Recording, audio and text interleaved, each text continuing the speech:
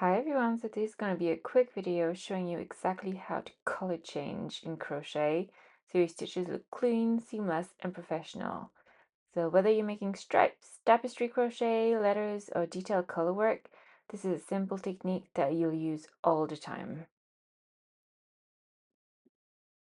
So the key thing and the only thing really to remember, this is the secret. So you never finish the last stitch with the old color. You always pull through the final yarn over of the stitch with the new color. So that makes the transition clean. So this is how we color change. We insert a hook in the stitch before the color change, pull up a loop. Instead of yarning over to finish our stitch, we're going to drop our current yarn, grab the new color, and yarn over with the new color to finish the stitch. I'm following my chart here and it's letting me know that I have to do one stitch in a dark pink before changing my color again to light pink.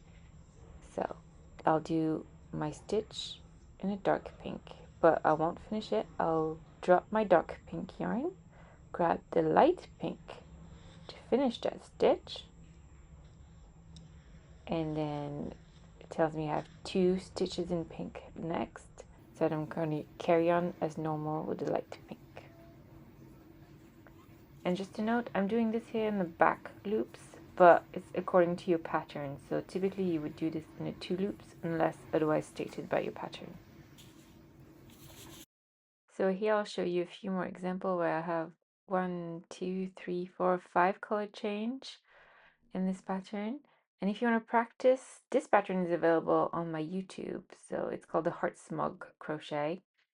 And yeah, it's a great way to practice your color change because it's quite quick and easy, but also lots of color change are included. So here I'm showing you this method with single crochet, but it also works with any crochet stitches, half double crochet, double crochet, and any type of color work, stripes, tapestry crochet, color works in general. So it works for any color change. And just one tip that might be helpful is to avoid pulling too tightly at the color switch. There's kind of a tendency to pull, but don't do that. Make sure you keep your tension nice and even. If you're doing, for example, tapestry crochet with frequent color change, you might want to carry your yarn. And I do have a tutorial on this and I will link it on the screen as well as below. And that could be helpful as well to make sure that your piece is not distorted and keeps the right shape. So there you have it, just a quick tutorial showing you how to color change cleanly. If this was helpful, please give the video a thumbs up. That would really support my channel. Let me know in the comment also what you're making that involves color change. I love hearing what you're making. And if you'd like more crochet basics or any other tutorials, please subscribe to my channel to see the next one. And lastly, I just wanted to show you the final product that we were working on our color work.